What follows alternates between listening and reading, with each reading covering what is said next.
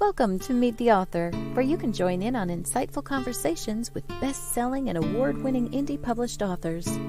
Your hosts today are Rob and Joan, who themselves are indie published authors, book publicists, and paranormal investigators with Tampa Bay Spirits, based in Tampa Bay, Florida. Thanks for dropping by. And now, on with the show. Hi, everybody. I'm Rob. And I'm Joan. And sorry, I thought my phone was turned off. Glad to see you in the audience, whether you're watching us live tonight or trying to call you. Or if you're listening to us on a podcast. We're really glad that you're in the audience. Yes, we are. Oh, we've already got a comment from Trish Pipkins. Hello, I'm awake. Haha. Good morning, Trish. Yeah, I'm glad you're awake and glad that you're here. You might think she's in Australia, but she's not. No. At any rate, how are you doing? Good. Good. Let's see. Voice of Indie podcast right after this show tonight. What you need to do, it's Voice of Indie podcast on blogtalkradio.com with host Beam Weeks and Stephen Gary G's. Go to Twitter and look at Fresh Ink Group and see the pinned tweet. And then you can comment on a tweet, but use the hashtag Fresh Ink Group, or you can call in on the phone number 516-453-9902. That's every Wednesday night right after our show. Tonight's guest is an author playwright, Jay Adjaluni, and I'm sorry if I mispronounced your name, Jay, but that's who the guest is tonight. So hello, make sure you check him James. out. James Rickard says, hello, Rob, Joan, and Ron. Hi, Ron is James. still backstage, but I'm sure he can hear me. Yeah. And Joe Conjal Oops. says, oops, sorry. Says whoops. No. Hi, Hi, Joe. Rob and Joan. Hi, Joe. Glad that you're able to stop by tonight. We're glad to see everybody. Glad the thunderstorms haven't kept you away. Okay. Oh, and starting today is Gettysburg Battlefield Bash. So if you're up in the Gettysburg area, get over there between today and the 21st. Don't go during our show. Wait until after the show. Mm-hmm. And WLFE's own Ted Vanson is one of the guests there, guest lecturer, and he'll be our guest next week at 7:00 as well. So he's the station manager he here. is our station manager. And he is paranormal investigator like we are, and he's written 2 books, and we'll be talking about his books, and we may have or may not have a lively discussion about the way that we all do our investigations. We use equipment, he does not. There you go. And this is Amina Hankins. Hello, Hey, glad Amina. to meet you and looking forward to Ron. We are also. That's Yes. our guest tonight. We're glad that you could be in the audience, Amina. That's right. That's right. So speaking of books, Yeah. currently I am still reading this one right here, Eulogy in Black and White, Magnolia Bluff Crime Chronicles. This one's by Caleb Pirtle, and I'm almost done, as you can see by my little bookmarker there. I got about 2 chapters left, and it was hard to put it down to come in here. Haven't had much chance to read lately because we've been doing some house work, painting and redecorating. Repainting. Yeah. And what Not are you redecorating, painting. What are you reading? I'm still reading Mahjong Murders. Mahjong Murders? Yeah. By Linda Pirtle. That's Linda's book. Plus, Amina is going to be a guest on our show. Yes, she is. She's in the audience tonight. She's the one that just said She'll hello. Be on in a few weeks. Mm-hmm. Yep. At any rate, I think it's probably time we should bring Ron Alexander in. Mm-hmm. And welcome, Ron. Hi, Ron. Welcome. How are you? I'm fine. Thank you. Thank you for having me. Oh, yes. We're really happy to have you. Thanks for coming on the show and also sending Amina our way. And here she is in the audience. It's good for you to see a friendly face in the audience, isn't it? I bribed her. You bribed her. Oh, my. Oh, look at it's Patricia Foy. She says, hi, Ron. Hello, Patricia. Did you bribe her too? Anybody that comes on the show that knows me, I had to bribe them. You had to, wow. You I don't believe you, Ron. No, because you didn't bribe us. Joe Pongel says, I'm just wrapping up James's book. Oh, that's great. Well, you're that's a faster reader than I am. Gosh. Yeah, you won't know you're 2 books ahead of me. How or when. I mean, that's an ominous title. And Patricia Foy said, I made it. We're glad you did. That's right. Okay. Amina wants to make sure everybody knows that Ron just invited her. There was no bribe. We know that. So, Ron, people don't know you, but I think they would like to know you. So can you tell us a little bit about your background and how you got started writing? Well, I was born in Philadelphia, Pennsylvania. I won't say what year, but I was born there, and I grew up in North Philadelphia, in what's called the Strawberry Mansion area. My family at that time would probably be considered as middle class, because both my grandmother and my grandfather were gainfully employed, and so I enjoyed a lot of good things as a kid. I didn't want for anything. In regards to your other question, I started writing when I was 12 years old. And that's interesting. Well, it came about as a way of me surviving.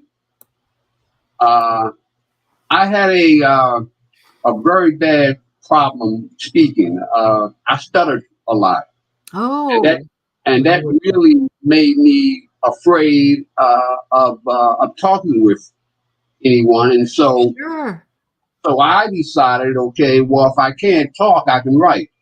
Oh, and that's how I started writing, and did a lot of reading, and wrote some short stories, and eventually moving, fast forward then, okay.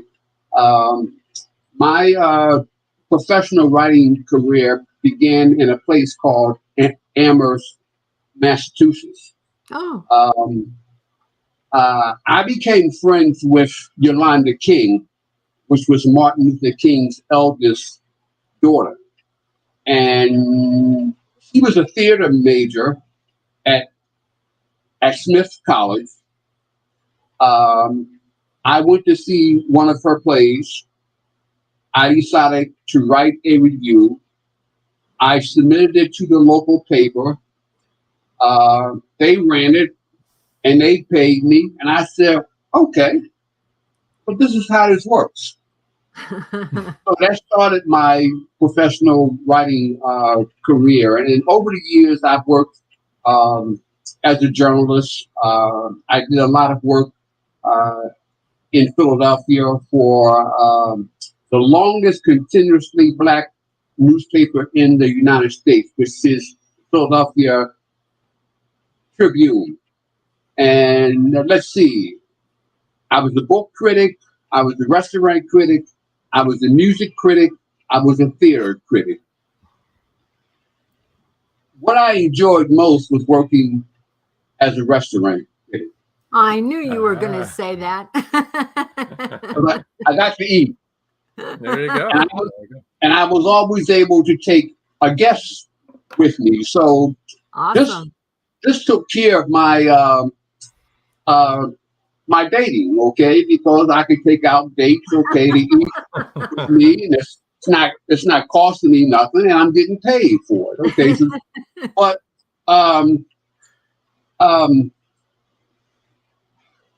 over the years, following that, I got to the point. Oh, let me just incidentally say this: as an entertainment writer, I got to meet some of the most impressive people in the entertainment industry during that time. I'm talking about people like Johnny Mathers, Gladys Knight, Diana Ross, Sammy Davis Jr.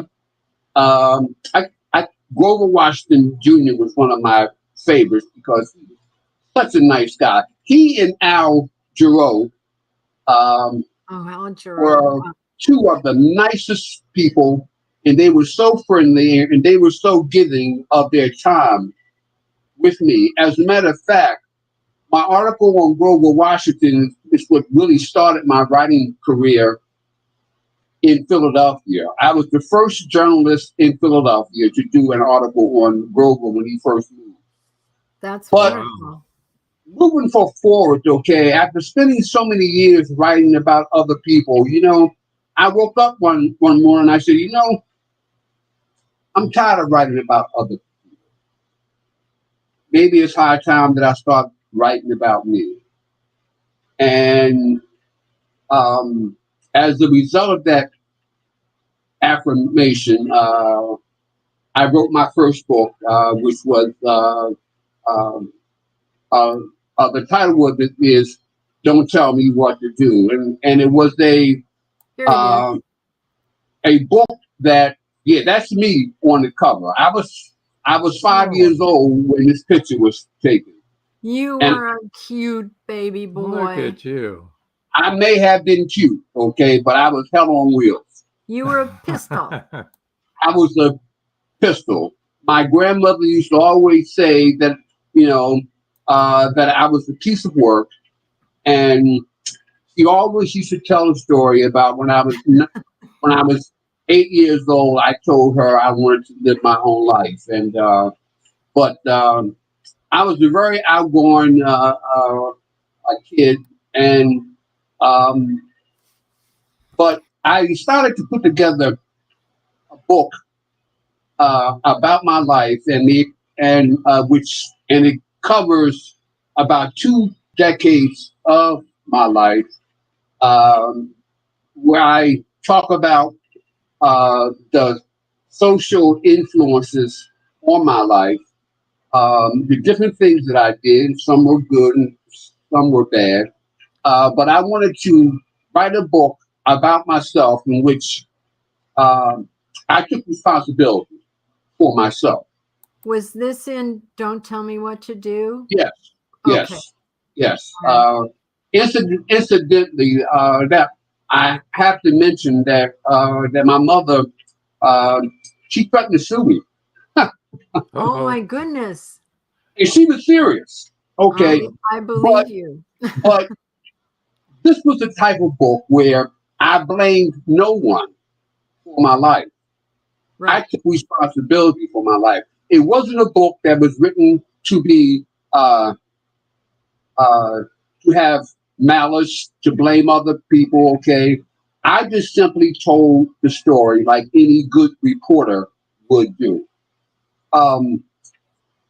It was a fun book to write, very insightful. One of the funnier sections in the book is I write about the time when I was sent down south to live with my great grandmother, and I remember watching her wring the neck of a chicken because that's how people in the South how they killed them.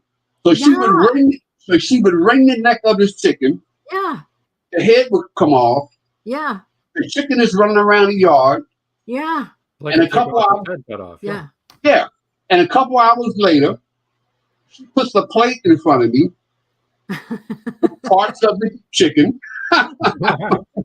And I told her, I'm not eating that. Yeah. I'm not eating that. You know, I had never seen nothing like this in my life because back home in Philly, of course, we had chicken that we got out of the refrigerator. Yeah. Oh, yeah. So when I saw all the blood on her hands and the chicken around the yard, and then she gives me the chicken parts, I said, oh, no, I don't want no parts. Ron, my grandmother did the same thing. She Really? and my grandfather had a little dairy farm up in New Hampshire, and she would wring the chicken's neck, and she told me she did that rather than chopping it off with an axe because they'd run around for 2 hours and, you know, and blood would go flying everywhere. But she also used to slaughter hogs. My great grandmother slaughtered hogs. And so I grew up watching that. It's very, see, we are more alike than different, aren't we? Absolutely. Joe Conjal has a question that goes back to you being a restaurant critic. He said, did restaurant managers fear you? LOL. Did they know you were a critic? They never knew I was coming. They didn't see it coming. And Amina says that you were adorable on the cover of your book. And Patricia Foy says, so cute. And then Patricia said, absolutely 100% correct on chicken prepping. My mother's great aunt did the same thing on her chicken farm in Roanoke, West Virginia. Yeah, they'd wring the neck so that it wouldn't go all over the place. Well, yeah, I was traumatized when I saw it. Okay, I mean, I thought that was the worst thing to do. You know? But in the event, these are the types of things that I talk about in my book, and I also talk about the time that I spent with the Black Panther Party, because I joined the Black Panther Party when I was 17 years old. And believe me, I had no idea what I was getting involved with. Oh, okay. Yeah. At the time that I joined the Black Panther Party, I did not know that they were being attacked by federal, local policemen all around the country. I just knew that this is a group of people I could be with because they were as angry and as pissed off as me. Yeah. So I felt very comfortable being in the Black Panther Party for that reason. My politics even back then was rather radical, you know. Hence joining the Black Panthers. Yeah. Patricia Foy wants to know, did you actually meet Huey Newton?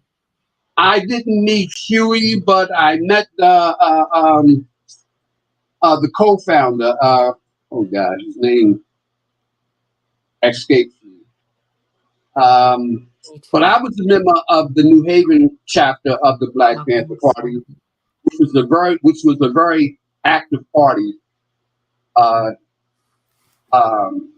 the Black Panther Party. And I should mention, okay, that what happened, which I had nothing to do with, but several members of the New Haven chapter of the Black Panther Party, they were arrested.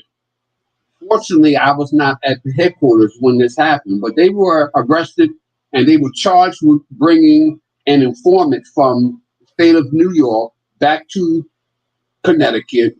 He was tortured, he was killed, and his body was thrown into the river. And the name that I was trying to remember, who I did meet, was Bobby Seale. He was one of the Obviously, he was one of the I was co-founders. just gonna say, Bobby yeah. Seale was the co-founder. And he was one of the people that was arrested and charged with murder. But after this happened, I became totally disillusioned. I bet. And I said, Ron, okay, you must find another way of expressing yourself, because this is not a safe way to do it. Yeah. That was a good plan. Just a second. Joe Conchel says, I'm with Ron. I'd rather not know or think too hard about how that chicken gets to my plate. Exactly. And Chris Chrisman says, good evening, Rob and Joan. Hello, Ron. Hi, Chris. Hello, Chris. Okay, But- so Chris Chrisman also wants to know What year? what year was that, Ron? And Amina says, oh, yes, free Bobby buttons were everywhere. Yep. Yeah. What year was that? I would have to say it was in the 70s, Okay. around about 77 or 78. Oh, the late 70s. I'm telling my age now, okay? But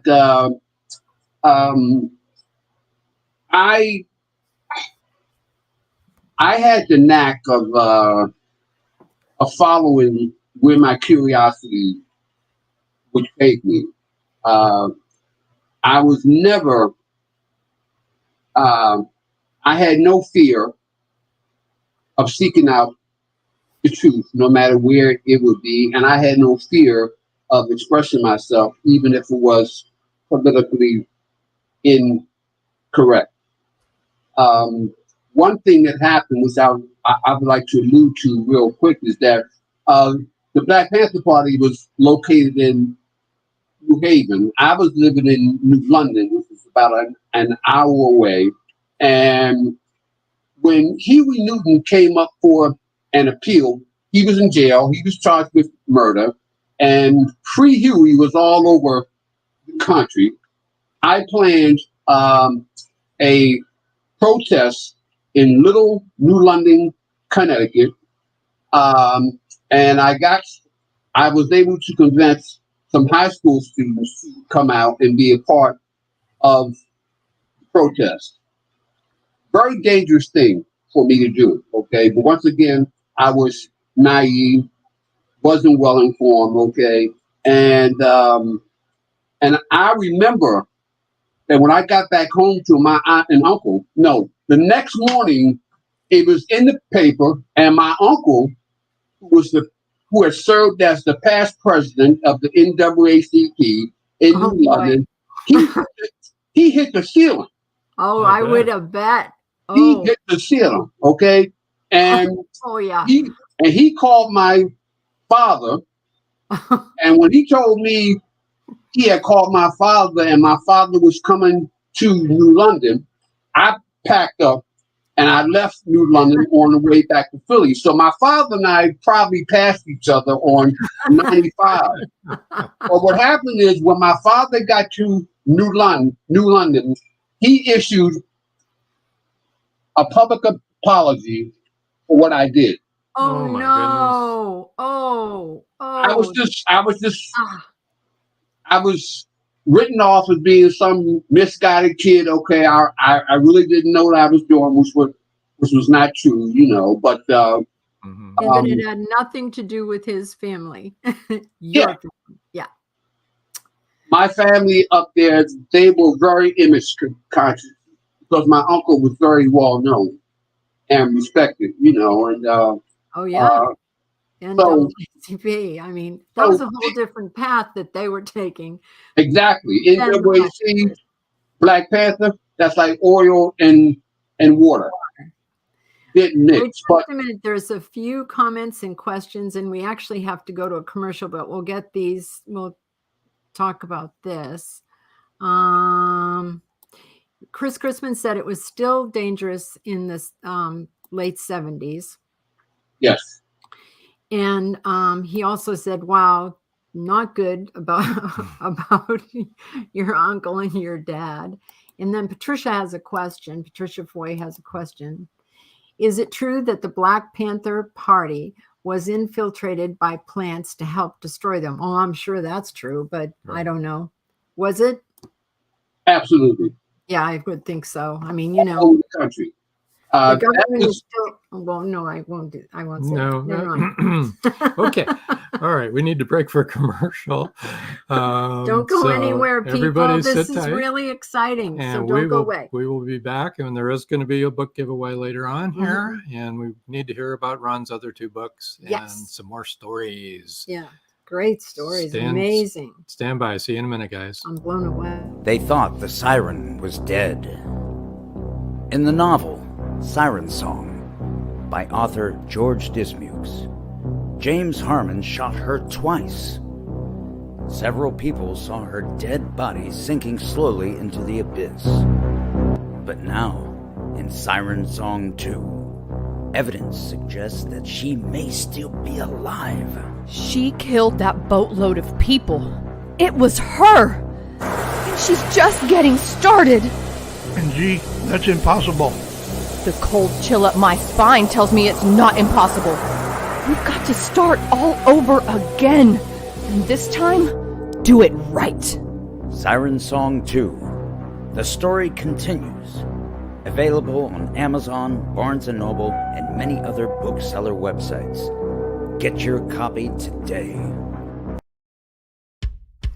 At Indie Book Source, you can shop by genre or by author, and you will be buying direct from the author's main purchase link.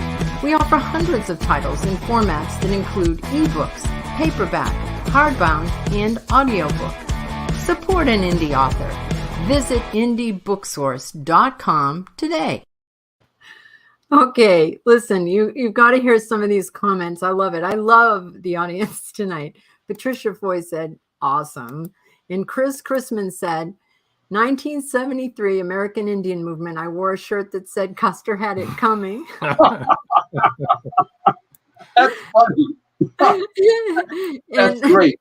That is great. And Patricia Foy said, really enjoying the podcast. Oh, we are good. too, Patricia. Yeah. I'm glad that you are. It's fun. And James Rickard says, what a story. And that's only part of it. Really, James, seriously. Hang in there. Well, you know, before we go on, Rob and Joan, there's something that I need to say. Okay. Sure. I used to think that the worst experience in my life was living as a Black man in America. But then I lost my girlfriend to ovarian cancer. And that's a good segue into my second book, which is Cherished Diamond, where I write about my relationship with this amazing woman. And I write about our love affair. And it's my idea of a love story. I don't want to give it away, but it is, it's a book that looks at what unconditional love is. And the book really brings out how much this woman loved me unconditionally. And then I was faced with her being diagnosed with ovarian cancer. And I had to put aside everything that was important to me to be there for her as she had been there for me. I was using drugs when she got sick. And in order for me to spend time with her in hospice, I had to stop using drugs, which I did. The book chronicles that relationship and how this story with this woman unfolded, and how through her death I learned what unconditional love is. I said I wouldn't get emotional, and I'm not, but you have to understand, okay, that for those out there in the audience that has experienced a loved one dying from cancer or from any other type of disease, going through hospice with the dying person is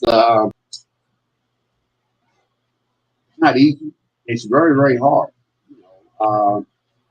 But as caring people, we try to be there. I had no idea what I was doing. All I knew was that I had to keep a clear head to go see her. And I did. So Cherished Diamond is my version of a love story. And believe me, I never thought in my wildest dreams that I would write a love story. Patricia Foy says, it's the ones we love and lose, or the ones who get away, that have the most impact on us. And Chris Chrisman says, love can change your life. And the loss is indescribable. Jill Conchel says, it's sad that sometimes it takes a tragedy in our life to truly understand what's important to us. And unconditional love is not something that everybody gets to experience. So you are really and You're truly blessed to have known such a precious woman. Yeah. And she was amazing. She was my perfect mate, and I used to joke with her before she died. I always used to tell her that that the probability would be that she would outlive me. Yeah. Because women tend to outlive men. Yeah. But the opposite happened. I wound up outliving her, and I was, devastated. Yeah. Patricia Foy said, it truly hurts the most when we lose a loved one to illness, accident, or tragedy. I commend you, Ron, for being able to come through it and share that experience with us. Yes. Yeah. Anyway, that was my... changed your life, right? Her death was life-changing. Yeah. Okay? Because I realized during the time that she was in hospice that I realized that, Ron, it's not really about you. It's never been about you. Yeah. It's about the people that we love and care for. And her death took me out of being self-centered because I learned how to love and to give back. And as your callers have already stated, okay, sometimes it takes a tragedy for us to wake up. Yeah. Patricia wants to say, she is still with you, Ron. Her spirit will be with you forever. And Chris Chrisman says, it's harder on us that are left behind to live on. We each follow our own path and journey through life. Yep, we do. Well, these people are very insightful. Yeah, they're a great audience. Yeah, they are. But anyway, Cherished Diamond is my second book, and here's the cover again, Cherished Diamond. Yeah, we recommend and that's the that one that's you buy it. Why don't we do the book giveaway now? Yeah, that's going to be the book giveaway. So while we're talking about this, let me go in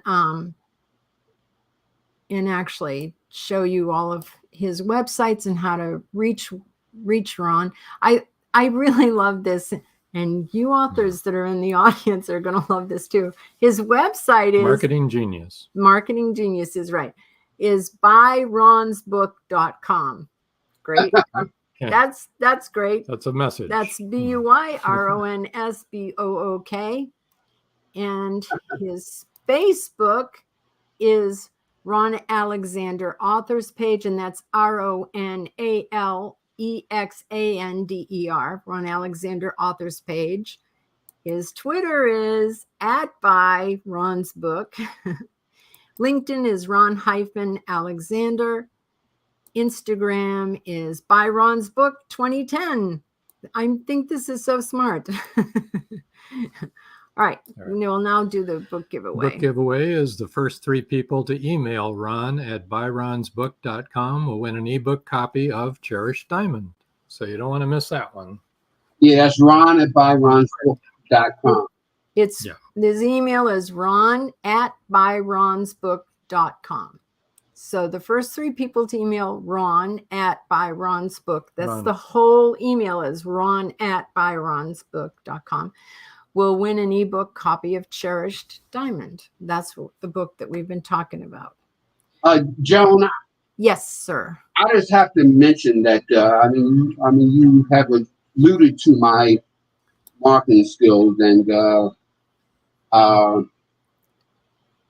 I previously did work for the McDonald's Corporation. I moved to Chicago. I went to work for a black advertising agency who had McDonald's as their account. Everything I learned about marketing, I learned from McDonald's. Ah. McDonald's is a marketing machine. There's no company better at marketing than the McDonald's Corporation. So are you going to send everybody a cheeseburger if they send you an email? I wish I could. But that was during my, a time of life, okay, where I was being really productive. This was before my addiction began, and I did a lot of things that I could have never imagined that I would be able to do. This little boy from North Philadelphia representing a company like McDonald's. That was incredible. People are commenting. After Chris Chrisman said, we each follow our own path journey through life. Amina said, beautiful. Joe Conjal says, love that. Talking about what you were saying. Chris Chrisman says, brilliant name for a website, right? Byron's book. I love it. Paul Hollis says, excellent site. By the way, Paul, I bought and Rob bought a Endangered Earthlings t-shirt. T-shirts, yeah. Watch next week. We'll be wearing them. Lonnie Becca Jones says, that is awesome. It really is. Joe Conjal said, oh, and this is true because you should have learned this at McDonald's. You can include a toy with every book sale. There you go. Exactly. And Patricia Foy says, that's genius, Ron. McDonald's are so successful with their ad campaigns. You learned the ropes. We see. Awesome. Well, I'm already getting some emails. Awesome. That's great. That's great. Oh, that's wonderful. It is. Come on, type up, people, or you're going to miss your chance. It's really this book really, really sounds awesome. Yeah, we're going to have to enter. Yep. There won't be any left. Cherished Diamond. And Rob, would you mind if I just I have to talk about the dark period in my life. yes, Yeah. I was going to ask you to explain to people that you're no longer addicted, but you need to explain to them what happened before that. Yeah, can we take a moment to get our last commercials out of the way? Sure. All right, Okay, we'll do our last commercials, and then you can Don't go anywhere. tell everything anybody. that you want. Don't worry, we'll That's let right. you get it all out. We've got all evening. And we actually. expect everybody to stay tuned so you can hear the whole thing. So here we go. See you in a minute. Many secrets are hidden within the darkness of the jungle. Behold, this one about a man, a woman, a black jaguar, and an ancient Maya legend. Two Faces of the Jaguar is a novel by George Dismukes that will take you deep into the jungle and capture your imagination until the last word. Two Faces of the Jaguar is book one of a trilogy. Two Faces of the Jaguar, where only the adventurous dare to read. Two Faces of the Jaguar, The Lost City, and The Jaguar's Quest are available on Amazon.com, Barnes & Noble, and many other bookseller websites. Two Faces of the Jaguar, the book people are talking about. Get your copy today.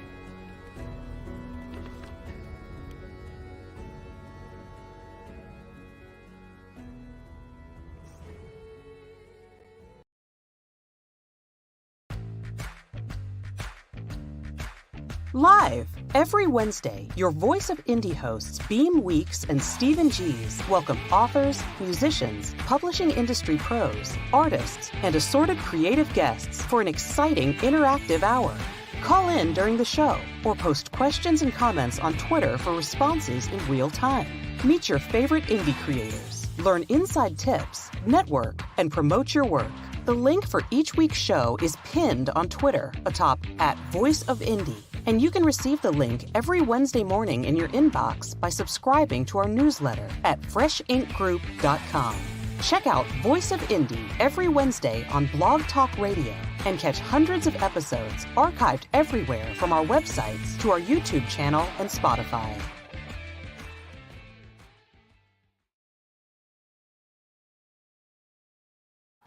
And we're back. Just a few more comments. Lonnie Becca Jones, and actually I think this is probably the Becca part of Lonnie Becca. Do you have a book you wrote about marketing? I would buy it. As a self-published author, I am learning marketing and always looking for tips.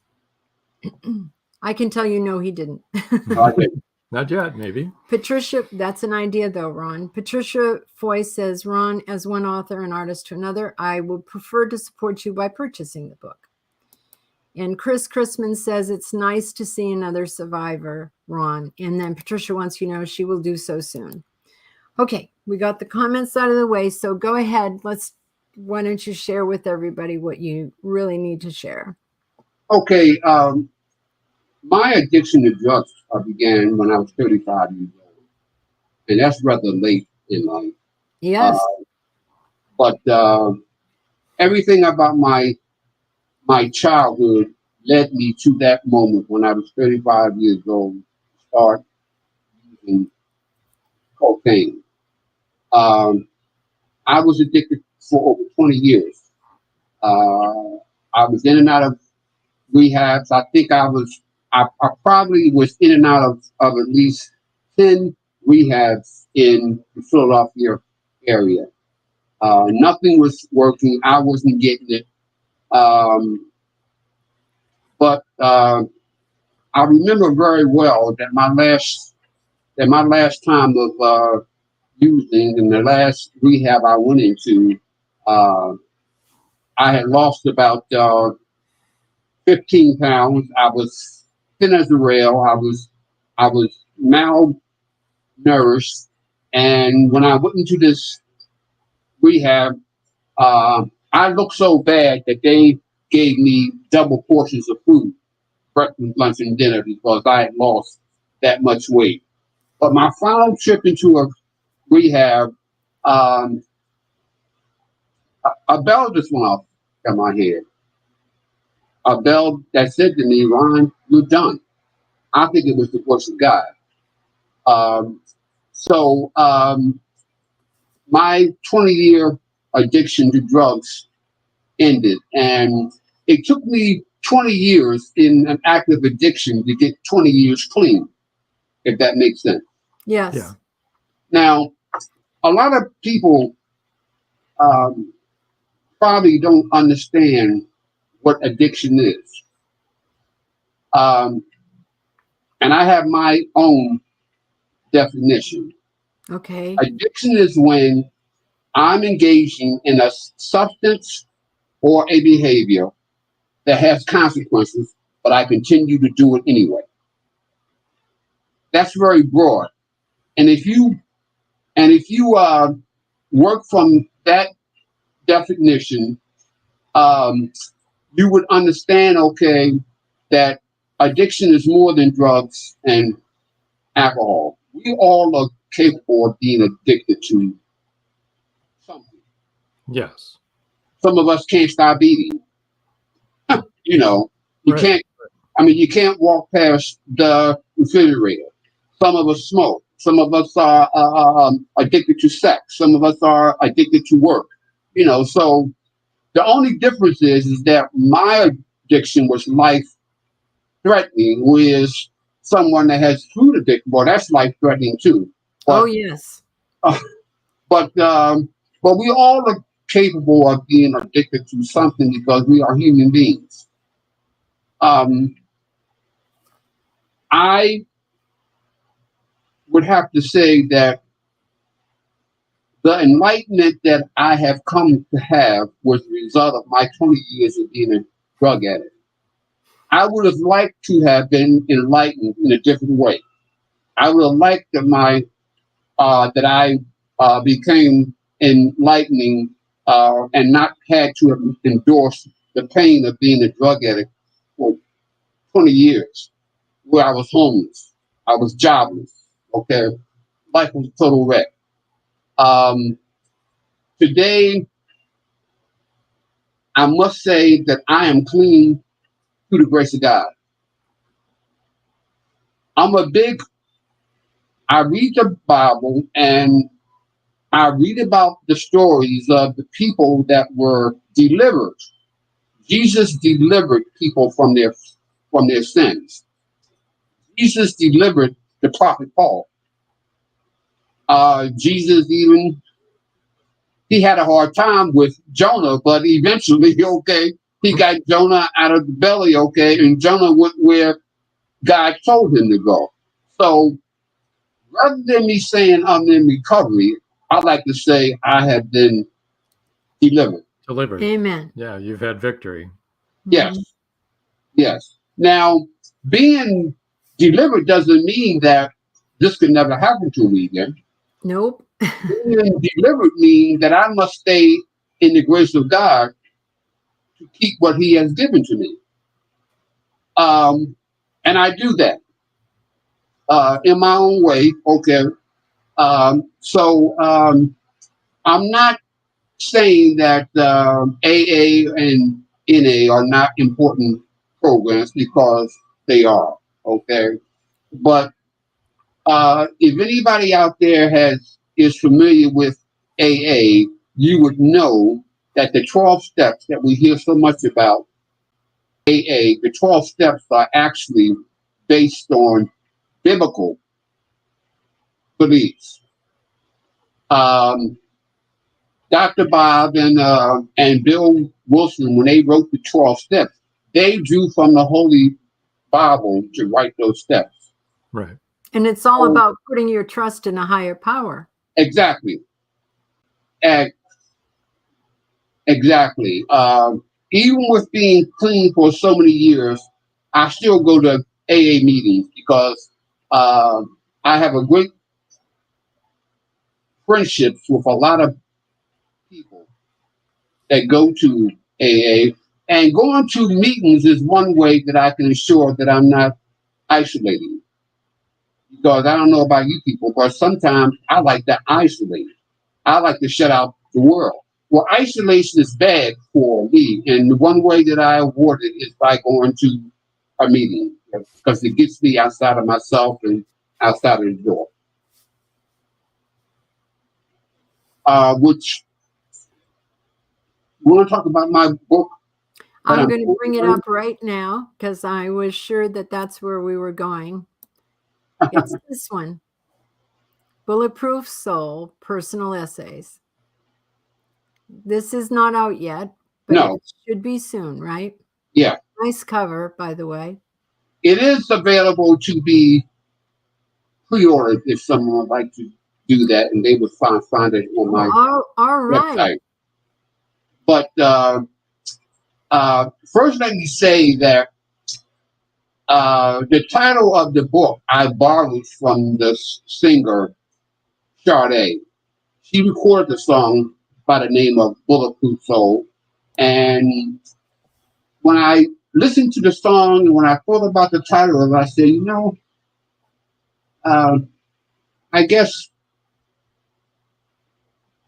I guess all these years that I've been clean from drugs, I have had a bulletproof soul. So I decided to use that title, and Bulletproof Soul is a book of essays where I write about different topics, like racism, discrimination. I write about mental health. I write about mental illness. I write about drug addiction, and I just felt that I could tell these stories better in essay form because it allows me to cover so many different areas in each essay. Right. So I've been struggling with it because one of the essays that I do write, I write about having learned that my father was a pedophile. Now, Oh, that's normally a taboo subject. Yes. But if you remember the movie The Color Purple, Alice Walker was criticized for writing about incest. Um, she was blackballed really by such organizations as the NAACP because they thought it was so inappropriate for her to talk about a topic so openly that is a private topic among Black people in the South. So I write about when I learned my father was a pedophile. Um, um, my reaction was shock. I mean, I didn't want to believe it, but I did some investigation and I found out that the story that one of my sisters told me that about him was in fact true, that he had abused her, okay, when she was a teenager. So those are the types of essays that I have in my book, and I guess that's why I'm having such a hard time getting it done because a lot of these essays are covering subjects that are very personal. and really hard to share. Trish Pipkin says, "Thank you for sharing your story. Your honesty and candidness helps others know there's the possibility of redemption." Amen. I believe in redemption. And Ron, that's why I titled this episode A Voice of Hope, because your story is a voice of hope, and I hope people can hear it. More people can hear it. Well, Rob, I know what it is to lose all hope that life has no meaning. I know what that feels like. When I tried to commit suicide when I was in my active addiction, okay, I had lost all hope, okay. I did not believe that it was possible for me to stop using crack cocaine, and I wanted to stop so badly that I thought that suicide was the only way that I would be able to stop. Well, fortunately, God didn't see it that way.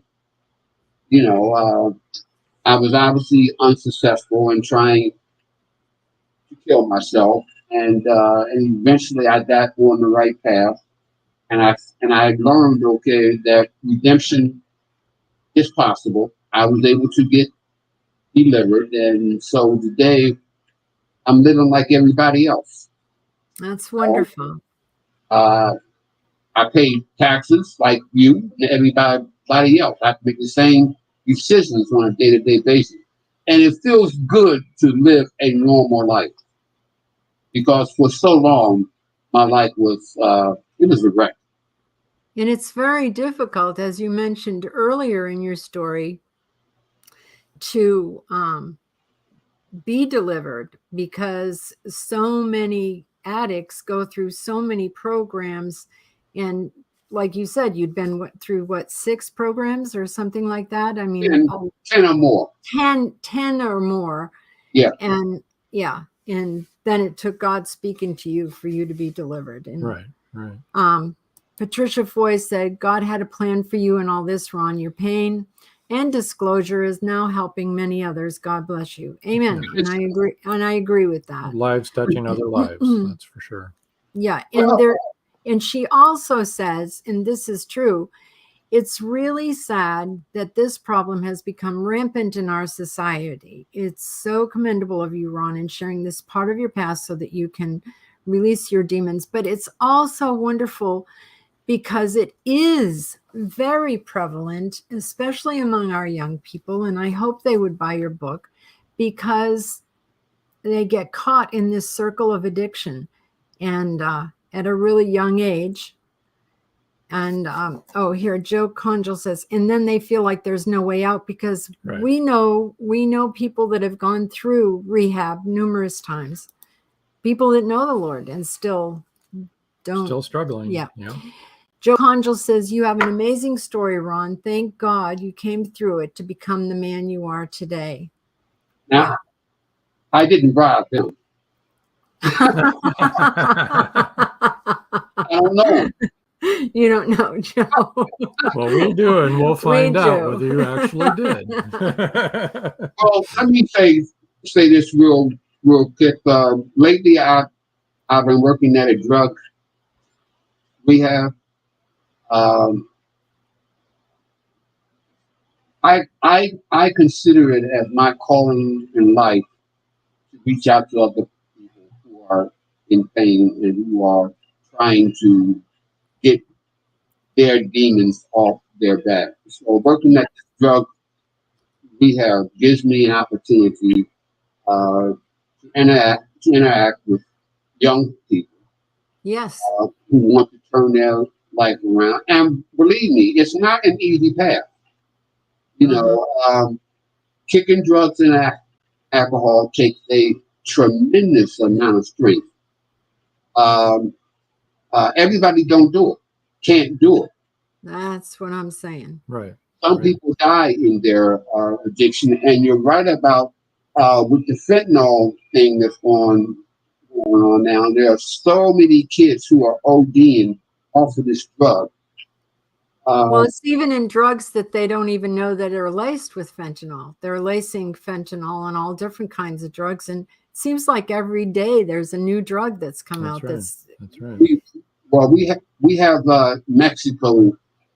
Thank fentanyl, because that's where it mostly comes from. Mexico. Patricia Foy says there are many homeless right here in California, that have become throwaway people, who have fallen through the cracks of our society. These are those who use alcohol and drugs to anesthetize their pain. Yeah, there's a lot of homeless people that actually have mental health issues, and that's why they're homeless. And the drugs and alcohol are a big problem. I'm glad that she made that point, because vast numbers of people who are addicted also have they have mental health issues also. And thankfully the recovery community across the country are now addressing both of those issues, where they deal with the mental illness and they deal with the addiction. But the most important thing, that if a person is mentally ill and if they're addicted to drugs, they must stop using first. Because if you don't stop using the therapy, the medication, or whatever else that's in your treatment, it's not going to work. Trish Pipkins says, we watch celebrities die all the time. Anne Heche just did. I've had addicts tell me if they can't beat it, how can anyone? Which is wrong and sad. It can't, and that's why Ron's here. He did beat it. Right. And Joe Conjal says, do you think you will ever take your experiences and weave them into a fiction crime story or series? Fiction, not nonfiction. I don't see myself ever writing fiction. No. I don't like the genre. I mean, it doesn't suit me. You know, I prefer non-fiction because I like to be an authentic voice in what I write about, and I can't do that writing fiction. Right. Good answer. Gotcha. Good answer. Well, let me put up all 3 of your books again so people will see them. And I encourage everyone to support Ron. If you don't win a book, buy the books anyway. Visit his website and support him. Write to him and tell him your story if you have stories to tell or you need help or whatever. Ron would like to hear from you, I'm sure. His email is easy. It's ron@buyronsbook.com. Right. So while you're there, buy Ron's book. Yeah. So it's don't tell me what to do, which I relate to. And Cherish Diamond. And that's his sweet girlfriend right there. And then the new one coming out soon, which you can pre-order, is Bulletproof Soul. We have another comment. Patricia Foy said, a lot of those mental issues come from these throwaways who were first abused as children, turned to alcohol and drugs as a means of coping, ran away from home, became homeless. It all starts in the home. Well, also, I think there are a lot of mental health issues that frankly, I think a lot of us are just born with. And sometimes life can be overwhelming, especially with COVID and everything that's, that has gone on in society lately, that Well, Jones, family depression is a reality. Oh, yes, it is. There are entire families that are dealing with depression, and it just goes from one generation to another. My family. Patricia Pipkins will tell you that is a big thing in our family. Believe it or not, general anxiety disorder, OCD. I'm very OCD. He's OCD. No, I'm serious. Depression. I mean, they all go together. They're a big ball of wax, and we're wacky. We are wacky, but by the grace of God, we're victorious and overcomers also. That's right. Well, let me finally say that that I want to invite anybody to use my email address, to communicate with me. You might have questions. You might know someone who's addicted or is an alcoholic, okay? And maybe I can tell you more about what worked for me, because what worked for me might work for someone else. And I agree with you, because I think a lot of people listening to this podcast, when it becomes a podcast tomorrow and watching the show tonight, most people know a family member or have a friend who has a drug addiction problem. It is that rampant, Mm-hmm. Common. And Joe Conchel says, Ron will sell many books tonight with his subliminal email and website message. That's funny. Yeah, he's a funny guy. And Patricia Foy says, thanks, Ron, for sharing your very impressive insights and experiences. Great podcast. Well, the credit goes to you, Rob and Joan, because you guys do a great job, and I can feel and see the chemistry between you guys. You guys have great chemistry, and I applaud you for taking on this calling, I guess I can call it, to present indie authors to the world. So my appreciation goes out. And we've often said that it's the story behind the author that's always the best story. Yeah. I mean, their That's books the are best wonderful, but the things that people have overcome that we've had on the show are amazing, and it always blows us away. It just so happens that you, having overcome all of those things, that's what you're writing about. So your stories are your story.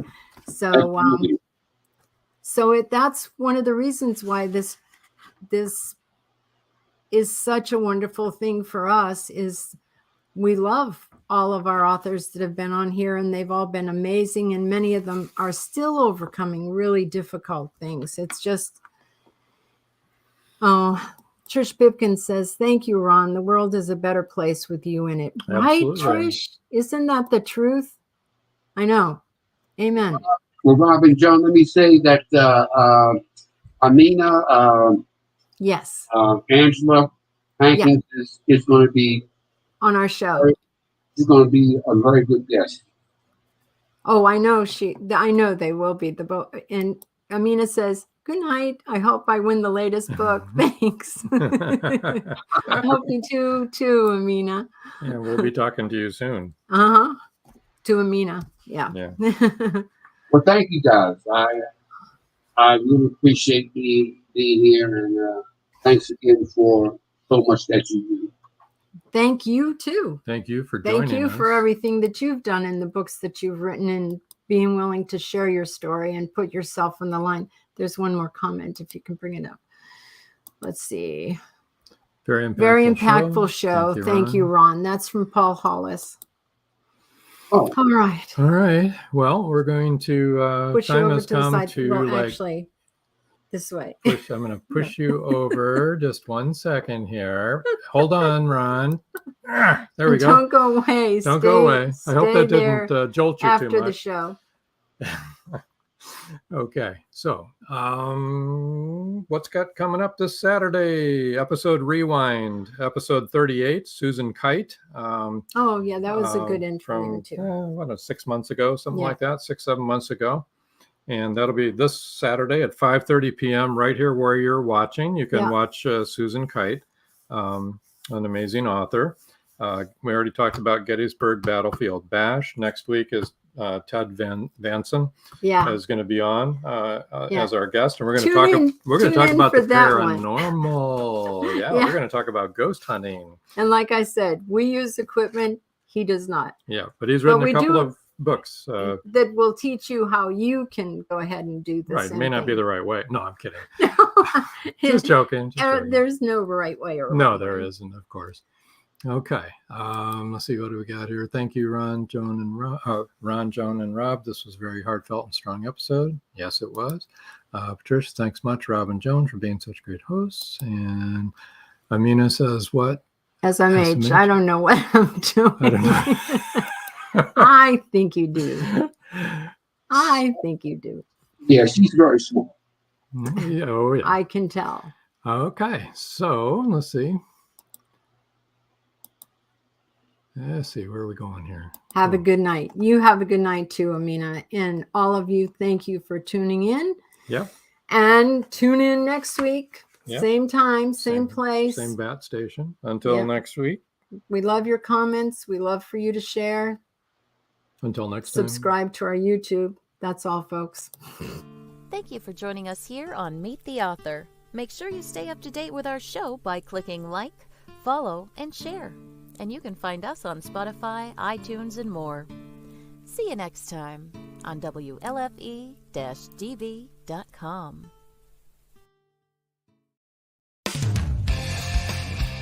You've been listening to WLFE-DB.com, where our shows are your shows.